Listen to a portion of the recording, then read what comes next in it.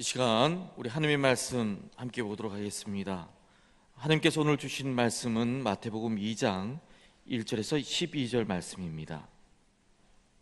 마태복음 2장 1절에서 12절 말씀, 신약성경 1면에 있습니다.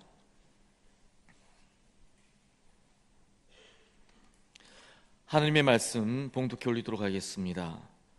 헤로드 왕 때에 예수께서 유대 베들레헴에서 나심에 동방으로부터 박사들이 예루살렘에 이르러 말하되 유대인의 왕으로 나신 이가 어디 계시냐? 우리가 동방에서 그의 별을 보고 그에게 경배하러 왔노라 하니 헤로드 왕과 온 예루살렘이 듣고 소동한지라. 왕이 모든 대제사장들과 백성의 서기관들을 모아 그리스도가 어디서 나겠느냐 물으니 이르되 유대 베들레헴이오니 이는 선지자로 이렇게 기록된 바 또 유대 땅 베들레헴아 너는 유대 고을 중에서 가장 작지 아니하도다. 내게서 한 다스리는 자가 나와서 내 백성 이스라엘의 목자가 되리라 하였음이니이다. 이에 헤롯이 가만히 박사들을 불러 별이 나타난 때를 자세히 묻고 베들레헴으로 보내매 이르되 가서 아기에게 대하여 자세히 알아보고 찾거든 내게 구하여 나도 가서 그에게 경배하게 하라. 박사들이 왕의 말을 듣고 갈새 돈방에서 보던 그 별이 문득 앞서 인도하여 가다가 아기 있는 곳 위에 머물러 서 있는지라. 그들이 별을 보고 매우 크게 기뻐하더라. 집에 들어가 아기와 그의 어머니 마리아가 함께 있는 것을 보고 엎드려 아기께 경배하고 보배압을 열어 황금과 유향과 몰약을 예물로 드리니라. 그들은 꿈에 헤롯에게로 돌아가지 말라 지시하심을 받아 다른 길로 고귀에 돌아가니라. 아멘. 이 말씀은 하나님의 말씀입니다. 주님께 감사합니다. 할렐루야. 우리 이틀 후면 기쁜 성탄절이 우리에게 찾아옵니다. 성탄 앞둔 첫 주일 이제 우리 함께 예배를 함께 드려서 참 감사하고 반갑습니다. 우리 옆에 분들하고 인사하겠습니다. 메리 크리스마스 이렇게 인사하시겠습니다.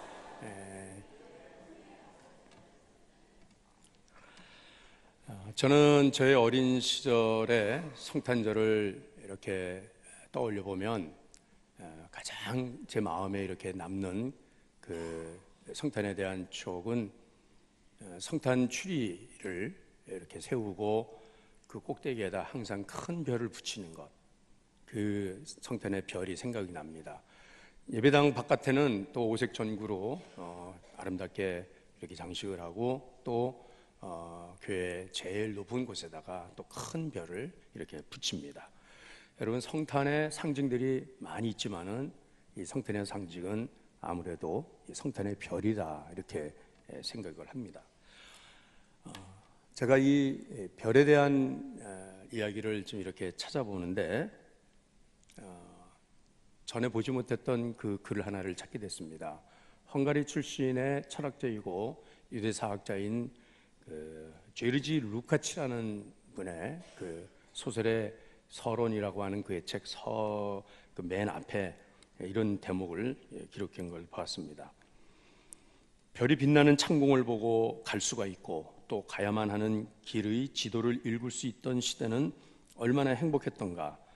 그리고 별빛이 그 길을 환히 밝혀주던 시대는 얼마나 행복했던가. 한마디로 하늘의 별을 보면서 길을 찾고 그 별을 따라서 가던 그 시대, 그때는 얼마나 행복했었는가라고 회고합니다. 왜 이런 말을 썼을까요? 지금은 별을 볼 수 없는 이러한 시대를 우리가 살고 있다는 거거든요. 하늘의 별이 사라졌다는 겁니다. 별을 찾을 수 없는 아쉬움을 표현한 글입니다.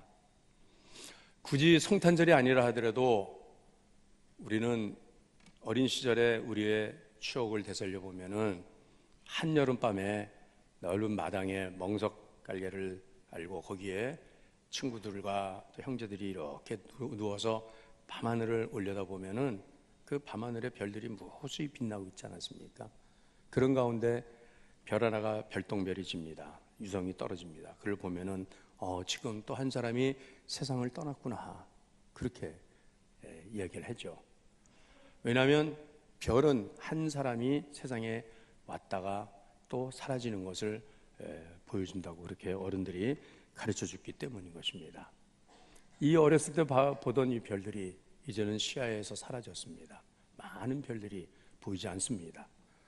자, 이렇게 잃어버렸던 이 별들을 저는 2004년에 우리 청년부를 이끌고 몽골 선교를 갔을 때에 그 몽골의 그 밤하늘에서 그 잃어버렸던 별들을 거기서 다시 찾아보게 됐어요. 너무 아름답게 빛나는, 밝게 빛나는 그 별, 가장 밝은 별들, 가장 많은 별들, 가장 가까운 곳에서 정말 별들이 초롱초롱 빛나는 거예요. 말 그대로 초롱초롱. 손을 닿으면은 딸 수 있을 만큼 가까운 거리에서 별들이 모빌의 별들처럼 위아래 별들이 빛나는 그 몽골의 아름다운 한여름밤을 기억하고 있습니다. 언젠가는 이 몽골에 다시 봐서 이 별을 다시 또 보고 싶어요. 그런데 여러분, 이 몽골의 밤에 빛나던 이 별들보다도 더 가장 밝게 빛나던 별이, 역사상 가장 큰 별이 빛난 그 이야기가 오늘 이 동방 박사의 별의 이야기입니다. 이 동방의 박사들은 하늘을 연구하는 학자들입니다. 페르시아 제국의 장래가 어떻게 될 것인가 라고 하는 것을 하늘을 살피면서 하늘의 별자리를 연구하면서 이 별들의 이동을 통해서 이 나라가 어떻게 앞으로 되어질 것인가 하는 것을 예언하는 그러한 학자들인데, 그리고 왕의 국정을 자문하는 이러한 고귀한 신분의 사람들인데, 어느 날 그들이 생전 처음 보는 별을 발견했다는 것입니다. 그렇게 환히 유난히 빛나는 그 별을 보면서 저 별은 이 세상에 왕이 태어난 것을 가르친다라고 저들은 그렇게 믿었습니다. 그리고 이 세상에 왕이 태어나니 우리는 마땅히 그 왕에게 경배를 하러 가야 할 것이다 라고 해서 저들은 예물을 준비하고 그 별을 따라서 긴 여행을 해왔습니다. 오늘 그 이야기가 오늘 이 본문의 말씀입니다. 저는 또다시 성탄을 맞이하는 저와 여러분들 모두에게 이 어두운 10년 가운데 이 성탄의 별이 떠오르는 이번 성탄절이 될 수 있길 바랍니다. 이 큰 별의 인도를 받아서 우리의 구원자이신 예수님에게 가서 예수님을 만나서 예수님께 경배하는 이 복된 성탄절 되시기를 주님의 이름으로 축원합니다. 그런데 여러분, 해마다 우리가 성탄절을 맞이하지만 이 성탄절을 그저 즐거운 축제의 하나의 그러한 절기로만 생각하고, 혹은 상인들은 매출을 올리는 그런 기회로 삼기도 하고, 그리고 그저 친구들과 일가 친척들을 만나서 파티하는 정도의 이러한 이 성탄절로 생각하기 때문에 아이들은 루돌프 빨간 코, 또 빨간 옷을 입고 찾아오는 산타 할아버지를 기다리기 때문에 이 예수님과는 전혀 관계없이 이 성탄을 받는 그런 사람들이 대부분의 이 세상의 사람들인 것입니다. 그러나 오늘 저는 이 동방의 박사들이 예수님을 메시아로 오신 그 예수님을 만난, 그리고 예수님께 경배한 성탄절처럼 오늘 다시금 우리 모두가 우리의 구원자로 이 땅에 오시는 예수님을 만나는, 그리고 그 예수님께 경배하는 이 기쁜 성탄절이 될 수 있기를 주의 이름으로 축원합니다. 그러면 왜 사람들은 왜 이 큰 별을, 성탄의 별을 발견하지 못할까요? 이 박사들은 이 성탄의 별을 찾았는데, 그리고 그 별을 따라왔는데 왜 사람들은 이 성탄의 별과 상관없이 그렇게 살아갈까요? 한마디로 말하면 하늘을 우러러보지 않는다는 거예요.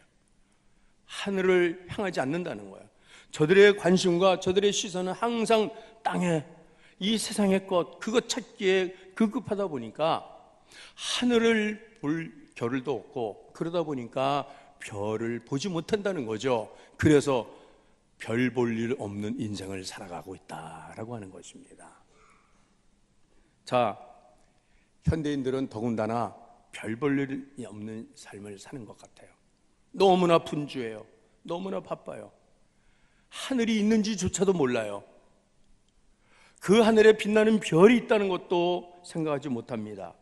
아침 일찍 일어나서 서둘러서 출근 준비를 하고 일터로 가고, 그래서 차에서 차로 이동하고 건물에서 건물로 이동하고 사람과 사람을 만나고, 이러한 이 분주한 삶 속에서 하늘을 올려다볼 여유도 없고, 그리고 하늘을 올려다볼 마음도 없다는 것입니다. 그렇기 때문에 어떤 대단한 일들을 한다 할지라도, 대단한 우리의 삶에 여러분들이 어떤 목표를 이룬다 할지라도 결국은 그것은 별 볼 일 없는 인생으로 끝나고 만다는 것입니다.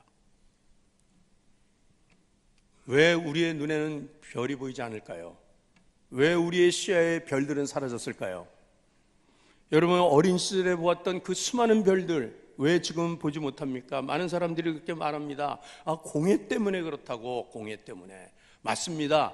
공해로 인하여서 하늘을 가리우기 때문에 별이 보이지 않죠. 여러분, 이것은 혹 우리가 나 하나님을 좀 만나고 싶어, 나도 하나님을 보고 싶어라고 그런 마음이 있다 할지라도, 그렇게 해서 하늘을 혹 우러러 본다 할지라도, 그러나 그 사이에 공해가 가득 덮어 있어서 하늘을 보지 못하는 것은, 이 공해는 무엇입니까? 영적인 공해가 무엇입니까? 이것은 우리 안에 있는 세상의 욕심입니다. 부패한 영성입니다. 철저한 자기 중심적인 삶을 살아가면서, 그러면서 육신의 쾌락과 정력을 쫓아 살아가는 이러한 우리의 모습이 영적인 공해로 인하여서 영의 눈을 가리우게 하는 것이고, 하나님을 보지 못하고 죄악의 구름에 덮여서 그렇게 나날을 살아가고 있는 것이 오늘 우리들의 모습이라는 것입니다. 그런데 전문가들은 공해로 인해서 하늘이 덮여가지고 빛이 보이지 않는다라고, 별이 보이지 않는다는 것보다도 오히려 이 하늘의 별을 보지 못하는 현대인들은 왜 그러냐 하면, 세상이 점점 도시화가 되면서 이 도시에 밝히는 불들이 하늘의 빛을 차단한다는 겁니다. 하늘의 빛이 땅으로 쏟아져 내려오는 것을 거부한다는 것입니다.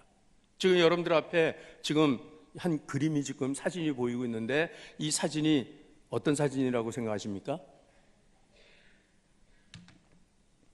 한밤중에 위성에서 찍은 한반도의 사진입니다. 지금 저 사진의 이 한 부분, 아랫부분, 이 아랫부분은 환하게 빛이 비치고 있어요. 저기는 어디냐면 바로 우리 남한입니다. 남쪽입니다. 그리고 절반 허리가 이렇게 달려있고 그 위로는 캄캄하게 보이지 않아요.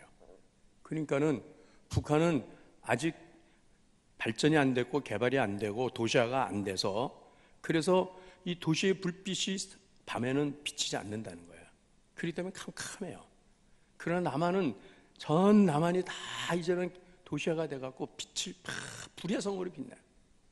그러니까는 이 도시가 스스로 뿜어내는 빛이, 이 발산하는 빛이 하늘로부터 쏟아져 내리는 그 빛을, 별빛을 차단하고 별을 보지 못하게 한다라고 하는 이 이야기죠. 자, 여러분, 오늘 이 현상은 무엇이냐면, 오늘도 많은 사람들이 성탄의 별빛을 발견하지 못하는, 그 예수님을 찾지 못하는 이유는 바로 세상의 화려함에 도취되어서 그 세상 영광에 스스로 만족하면서 스스로의 자랑으로 뽐내고 싶은 인생을 살아가고 있는, 더 높은 타워를 세워야 되는 것이고, 더 높이 올라가야 되는 것이고, 그래서 많은 사람들에게 조명을 받고 서포트를 받고 하면서 주목을 받고 하는 이러한 인생을 그렇게 스스로 살아가는 것에 만족하여서 하늘이 있다는 것을 생각하지 못하고 그 하늘의 별빛을 저들이 찾지도 않는다는 것입니다. 하나님의 은혜를 구하지 않는다는 것, 하나님을 찾지도 않는다는 것입니다. 그러나 여러분, 도시가 스스로 발산하는 이 화려한 빛은, 그것은 영원한 빛이 될 수 없는 것이고, 이 빛은 언젠가 꺼지고 만다는 것, 사라지고 만다는 것입니다. 세상 영광, 세상의 자랑, 세상의 모든 화려함, 어떤 것들이라도 그것은 한순간에 빛나고 끝나는 것이지 영원한 빛이 되지 못한다는 것을 우리는 잘 알 수가 있습니다. 그래서 젊은이들 사이에 한때는 스타라고 하는, 이 별이라고 하는 이 단어가에 대해서, 스타는 누구를 말하냐 하면 스스로 타락한 자들이다라고 그렇게 말을 합니다. 스스로 타락한, 한때는 올라가지만, 한때는 인생의 정점의 자리에서 자랑하고 천하를 호령하고 살아갈 수 있는 것 같지만은 그러나 그런 사람들이 스스로 추락하고 말더라는 얘기예요. 우리는 역사를 통해서 이러한 사람들을 우리는 많이 보지 않았습니까? 비근한 우리의 역사 가운데는 1979년 12월 12일 날 소위 말해서 12.12 사태라고 하는 우리 정치사에 정말 불행한 이러한 사건이 있었어요. 속칭 말해서 별들의 전쟁이라고 그렇게 말합니다. 그 당시에 정치적인 불안한 상황을 틈타서 정치적 야심을 품은 소위 이 하나의 중심의 소장 그룹의 이 정치 군인들이 영관장교와 별 한두 개짜리들이 모여가지고서 그래서 저들은 국권을 찬탈합니다. 별 4개짜리 사령관들을 가서 불법적으로 체포해서 옥에다 감금하고 그들의 견장에 붙어있는 별들을 띄어서 그리고 스스로 자기들의 견장에다가 별을 붙입니다. 별 2개짜리가 1년도 안 돼서 별 4개가 됩니다. 대장이 됩니다. 그리고는 그들은 스스로 자기들이 또 장관 자리, 대통령 자리까지도 스스로 올라갑니다. 국민들의 의사와는 전혀 상관없이 총칼로 무력으로 진압을 하면서 민주 인사들을 구금하고 살해하며 광주 민주화 운동을 유업으로 진압한, 그러면서 그들은 한때 최고 권력자의 자리에 올라갔지만 여러분, 그 일이 있고 난 후에 15년 후에 문민정부가 들어서면서 이 일단의 이 정치 군인들은 저들은 역사의 심판대 앞에 단죄를 당하지 않습니까? 저들은 다 감옥으로 끌려 들어갔어요. 저들이 다뤘던 별들 다 뺏겼어요. 그래서 이등병으로 강등 조치가 됐습니다. 그래서 그때 저들에게서 떨어져 별은 그 별들을 가리켜서 뭐라고 불렀냐면 우리는 똥별들이라고 불렀습니다. 여러분, 세상의 별들은 언젠가 떨어지고 많은 부끄러운 수치스러운 그 별들이 될 수밖에 없다는 것입니다. 이런 똥별을 달고자 이 똥별을 자랑하고 빛나는 인생을 나는 살고 싶다고 하는 그런 사람들은 우리의 구원자 되신 예수님을 찾지도 않고 바라지도 않고 볼 수도 없다는 것입니다. 그러므로 성탄의 별빛을 발견하려면 세상에서 그토록 우리가 바라는 세상의 그 소망이나 자랑이나 야망의 어떤 불빛들을 다 스스로 꺼야 하는 것입니다. 그리고 낮은 자리에 서야 되는 것이, 그리고 올려다볼 때, 하늘을 올려다볼 때 그때 거기에서 빛나는 별을, 성탄의 별을 발견하게 될 줄로 믿습니다. 이 동방의 박사들은 지금의 이 이란, 이라크 지역, 그 당시에 페르시아 제국의 그러한 그 학자들인데, 이들은 그 당시에 고귀한 신분의 사람들입니다. 저들은 보장된 삶을 사는 사람들이고 국정의 자문 역할을 하는 사람들이고 왕과 친구가 되어서 그렇게 그런 최고의 그런 자리에 있었지만은 세상에 가장 큰 왕이 태어났다고 하는 이 별을 발견했을 때 저들은 그 별빛을 따라서 그 왕께 경배하려고 그 자리를 떠났습니다. 동방을 떠나서 별이 가는 대로, 별이 이끄는 대로 저들은 그 긴 여행을 시작했어요. 우리는 이 성탄절 이브날에 12월 24일 그 밤에, 그 밤 하룻밤에만 동방의 박사들이 예수님을 찾아온 것처럼 그렇게 이해하지만 그렇지 않습니다. 이 별이 빛난 그 별을 처음 발견한 시기는 한여름이었다고 말합니다. 동방으로부터 페르시아로부터 이 유대 나라까지, 이스라엘까지 오는 그 거리는 1000km가 넘는 먼 길입니다. 그 먼 길을 걸어서 혹은 낙타를 타고 왔던지, 그 먼 길을 걸어온다는 것은 너무나도 지난한 삶의 이 여정이에요. 여러분, 우리가 믿음 생활을 한다고 하는 것은 무엇입니까? 이 믿음 생활을 한다는 것은 우리가 하나님을 만나기 위한 내 삶의 자리에서 그 자리를 출발하는 것입니다. 그 자리를 떠나는 것입니다. 동방의 박사들이 그 자리를 떠나지 않았다면, 출발하지 않았다면 아기 예수님을 만날 수가 없었다는 것입니다. 믿음의 첫사람 아브라함을 하나님께서 부르실 때에 하나님께서는 그 아브라함에게 내가 너로 복의 근원이 되게 하겠다라고 하나님께서 약속하신 후에 뭐라고 말씀하시냐 하면, 너는 내가 살고 있는 이 자리를 떠나라고, 이 자리를 떠나가라고 말씀하십니다. 히브리서 창세기 12장 1절 말씀인데 같이 읽겠습니다. 자, 시작.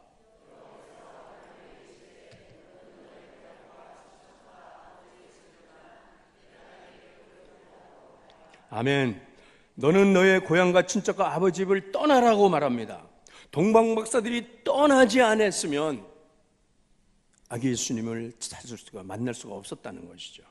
오늘 이것이 바로 우리의 신앙의 첫걸음이라고 하는 것은, 우리는 내 삶 속에서 나의 안전한 자리, 나의 익숙한 것, 나의 정든 것, 버리기 아까운 것, 그 모든 것들을 우리는 떠나야 된다는 것입니다. 옛 습관을 떠나야 되는 것입니다. 내 삶의 방식도 떠나야 되는 것입니다. 내가 잘 가던 것, 나를 즐겁게 해준 것, 나를 기쁘게 해준 것, 그런 모든 것에서 우리는 떠나야 하지만 메시아를 만나는 그 순례의 길을 시작할 수가 있는 것이에요. 그리고 뭐라고 말씀했습니까? 아브라함에게 너는 떠나라, 그리고 내가 내게 보여줄 땅으로 가라 라고 말합니다. 내게 보여줄 땅으로 가라. 여러분, 이 가라라고 하는 것은 하나님께서 우리의 신앙의 목표를 분명히 말씀하시는 것입니다. 우리가 가야 할 곳, 우리가 내 삶에 지향해야 될 곳이 어디냐면 하나님께서 가라 하시는 곳, 바로 그곳으로 가야 하는 것이에요. 그곳으로 가는 그 과정 속에는 사실은 어느 곳으로 가야 될지는 모르지만, 그러나 하나님께서 가라 한 그곳이 있기 때문에 나는 하루하루를, 나는 한 해 한 해를 그렇게 믿음으로 나는 갑니다 라고 하는 것이 바로 히브리서 11장 8절에 아브라함이 어떻게 하나님의 지시함을 따라 갔는가라고 하는 것을 또 우리에게 말씀합니다. 같이 읽겠습니다. 시작. 장래 유업으로 받을 땅에 나아갈새 갈 바를 알지 못하고 나아갔으며. 아멘. 갈 바를 알지 못하고 나아갔다는 거예요. 목표는 분명한데 목적지는 어딘지 모르더라는 겁니다. 이 동방의 박사들이 처음부터 목적지가 유대 나라라고 하는 것을 알고 온 것이 아닙니다. 별을 따라서 오다 보니까 유대 나라에 이르렀다는 것입니다. 그래서 그 길이 얼마나 긴 길인지, 그 길이 얼마나 험난한 길인지, 그것은 여러분 우리가 믿음 생활하는 것과 마찬가지예요. 여러분 신앙생활 한다는 것은요, 그렇게 안전하고 보장된 삶을 사는 것이 아니잖아요. 신앙생활 하는 것이 그렇게 수월한 것이 아니지 않습니까? 참 힘들고 어렵지 않습니까? 이 동방의 박사들이 별을 따라가는 길은 사람이 만들어 놓은 길이 아니었다는 것이죠. 그 별빛만 보고 갈 때에 그 험한 사막길을 갈 때도 있었고, 가다 보니까는 깊은 강에 도달할 때도 있었을 것이고, 또 별빛을 따라가다 보니까 험난한 산맥을 넘어가야 되는 그런 때도 있었다는 것이에요. 우리가 신앙생활 하는 것이 수월하게 편안하고 안전한 길을 가는 것이라고 하면, 누가 이 길을 가지 않을 사람은 어디 있겠어요? 그렇게 가서 하나님 축복받는다라고 하면. 그렇지만은 여러분, 우리가 신앙을 지킨다는 것은, 우리가 예수님을 따라간다는 것은 이와 같이 힘들고 어려운 길이라고 하는 거예요. 그게 싫으면, 그걸 원치 않으면 중도에서 포기하고 말겠죠. 그렇지만은 박사들은 그 길을 끝까지 따라갔다는 것입니다. 사랑하는 우리 진광의 가족 여러분, 저 여러분이 믿음의 생활을 기왕 시작했으니까 끝까지 우리의 목표를 향하여서, 하나님께서 우리에게 정하여 주신 그곳을 향하여서 함께 끝까지 갈 수 있는 그러한 우리 사랑하는 가족들 될 수 있기를 주의 이름으로 축원합니다. 가다 보면 길을 잃어버릴 때도 혹 있을 수도 있겠고, 가다 보면은 그 한밤중에 도적을 만날 때도 있을 수도 있었고, 생명의 위협을 당할 때도 있었겠죠. 그렇지만 그 모든 것을 감당하면서 갔다는 것입니다. 왜냐하면 여전히 그 별빛이 나를 인도하고 있기 때문에.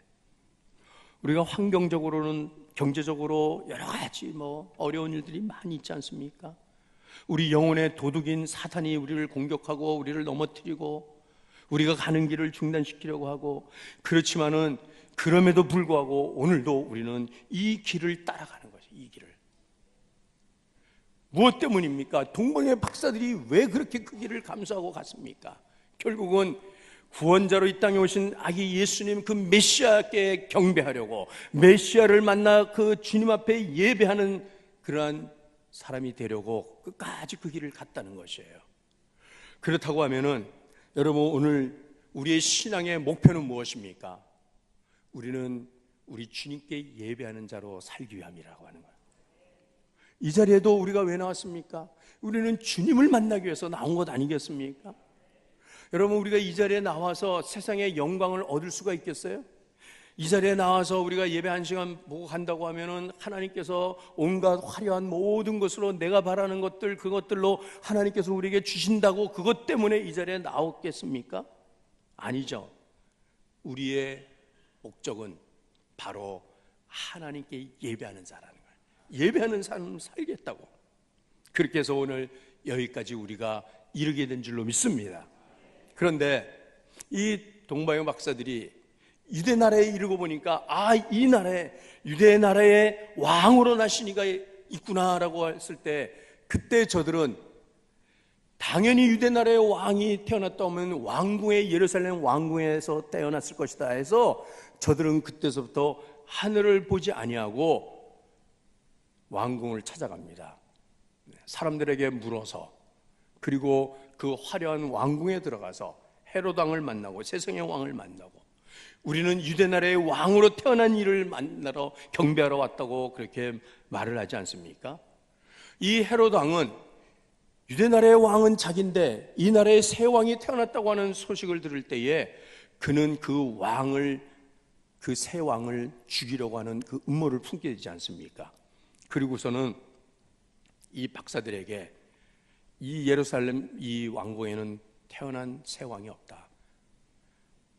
그러면 새 왕은 어디에 태어날 것인가? 학자들을 불러서, 율법사들을 불러서 예언된 말씀을 보니까 미가 선지자를 통하여서 베들레헴의 그 작은 마을에 메시아가 오신다고 하는 그 이야기가, 그 예언의 말씀이 있다는 것, 그것을 보여줍니다. 이 동방의 박사들이 예루살렘 왕궁을 나와서 다시 베들레헴으로 향하여 가던 그 길에 저들을 여기까지 이끌어왔던 그 별이 저들 위에 다시 떠올랐습니다. 그리고 그 별은 베들레헴의 아기 예수님이 태어나신 누우신 그 말구 그 위에 비치고 있었다는 거거든요. 여러분, 우리가 신앙생활을 하면서 때로는 곁길로 나갈 때가 있습니다. 때로는 우리의 길에서 벗어날 때가 있습니다. 그때는 어떤 때냐면 사람들의 말을 들을 때입니다. 사람들이 내게 대해서 이러쿵 저러쿵 하면서 이런 이야기들을 할 때, 이런 말을 들을 때에 우리의 시선은 하늘을 보지 아니하고 사람들을 보게 됩니다. 그리고 예루살렘의 그 화려한 그 왕궁과 그 예루살렘의 번화한 도시에서 빛나는 그 빛을 보면서, 그러면서 하늘의 별을 찾지 아니고 그 빛을 바라보지 아니할 때에 그 별을 잃어버렸던 이 동방의 박사들처럼 우리들도 우리의 삶 가운데서 예수님을 잃어버린 그런 때가 종종 있지는 않았습니까? 그러므로 예루살렘을 다시 벗어나야 됩니다. 다시 그 왕궁에서 나와야 되는 것입니다. 그 아름답고 화려한 그 예루살렘에 예수님이 태어나신 것이 아니고 사람들이 기대하지 않는 것, 사람들이 멸시천대하는 그 베들레헴. 지금도 이 베들레헴은 팔레스타인이 거기를 차지하고 있습니다. 그래서 이 팔레스타인이 이 예루살렘과 베들레헴이 불과 한 서울에서 한 수원 정도 거리, 요 정도 아주 가까운 거리인데, 이 베들레헴에 사는 팔레스타인들은, 이 사람들은 얼마나 멸시를 당하는지 몰라요. 유대 사람들에게. 예루살렘에 함부로 출입을 못해요. 들어갈 때 통행증을 내야 되고 보이고 차차지 검문 검색을 당하고, 그리고 거기서 이 사람들은 정말 사업도 제대로 못하고 그렇게 압박을 당하는 사람들이 바로 이 베들레헴 사람들이에요. 그때도 지금이나 마찬가지인 것 같아요. 아무도 보지 아니하고 아무도 주목하지 않는 그 베들레헴에 사관에 누울 곳이 없다, 여관에 잠자리가 없어서 남의 집 그 요양간에 한 칸을 빌려서 거기에서 태어나신 아기 예수님 앞에 이 동방의 박사들은 그곳에 찾아가, 그 누추한 곳에, 냄새나는 그 더러운 곳에 저들은 무릎을 꿇고 아기 예수님께 경배를 했다는 것입니다. 사랑하는 우리 진광의 가족 여러분, 내 신앙의 목적이 뭐예요? 목표가 뭐예요? 목표와 목적을 우리는 구분해야 되는데, 많은 사람들이 인생의 목표를 두고 나는 부자가 되겠다, 나는 행복한 인생을 살아야 되겠다, 나는 좋은 대학 가야 되겠다, 나는 좋은 직장에 들어가서 나는 연봉 얼마를 받, 이것을 목표로 해서 인생을 살다 보면 목표가 목적을 이루지 못하기 때문에 예루살렘의 그 화려함에 취하여서 그곳에 들어간 박사들이 길을 잃어버렸던 것처럼, 별을 잃어버렸던 것처럼 예수님을 잃어버리게 됐다는 것입니다. 여러분, 우리의 인생의 목적은 우리의 하나님을 예배하는 자로 사는 것입니다.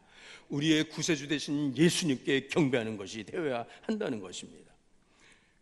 그래서 그 길을 바로 다시 잡으려면 어떻게 됐습니까? 미가 선지자의 말씀을 저들이 보고 말씀으로 돌아가더라는 거예요. 말씀으로.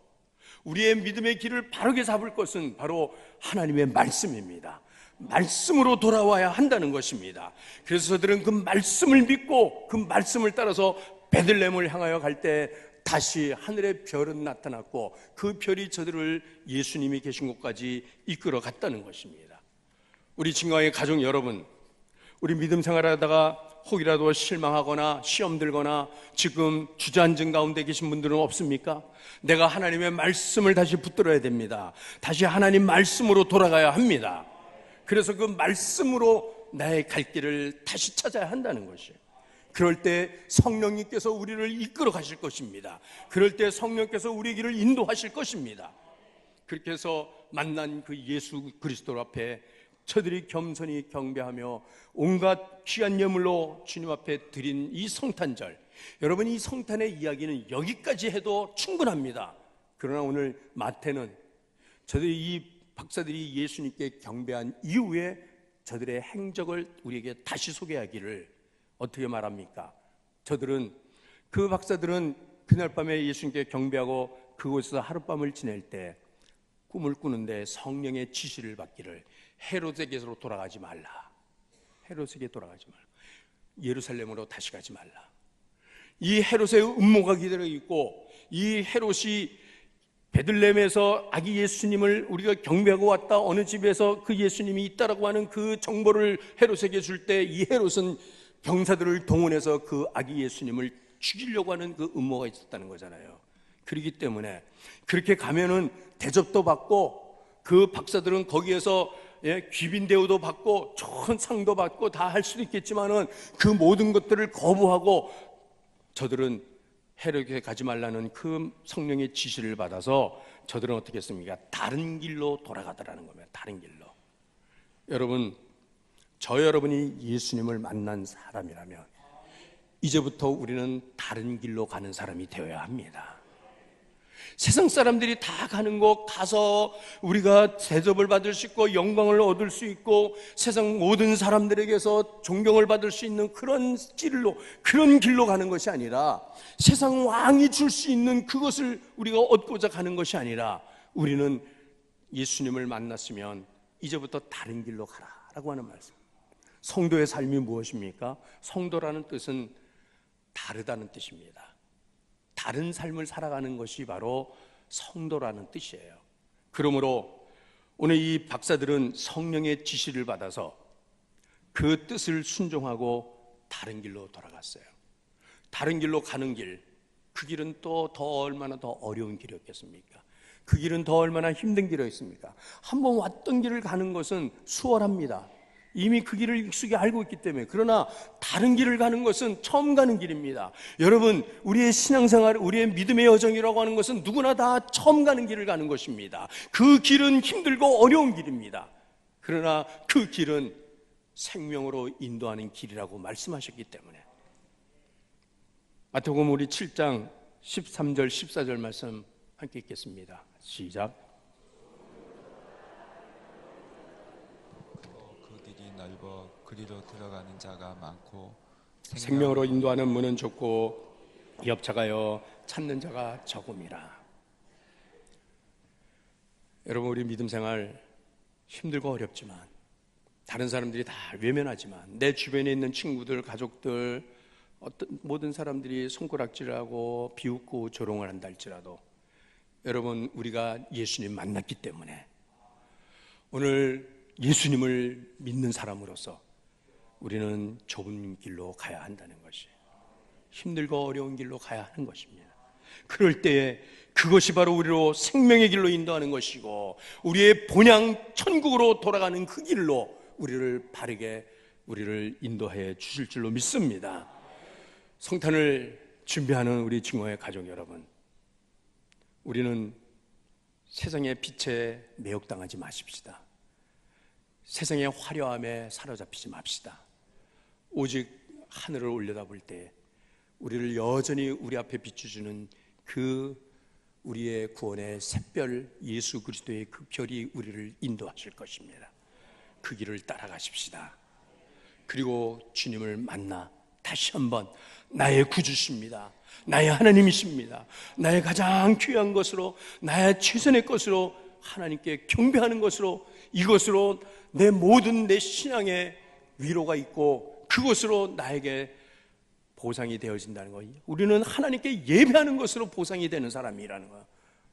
스스로의 빛을 발하려고 하는 것을 포기하시고 오늘도 우리의 앞에 비춰주는 구원의 빛을 향하여서 생명의 길로, 좁은 길로, 험한 길로, 다른 길로 가는 우리 모두가 되시길 주의 이름으로 축원합니다. 우리 함께 기도합시다. 하나님 앞에 이 성탄의 빛을 우리에게 비춰주시도록, 그리고 이제는 주님을 만나는 그 길로 가게 하시고 우리의 구원자이신 예수님께 동방의 박사들처럼 경배합니다. 그리고 성령의 지시를 받아 다른 길로 가는 사람으로 살겠습니다. 우리 함께 이렇게 기도하시겠습니다. 우리 아버지 하나님,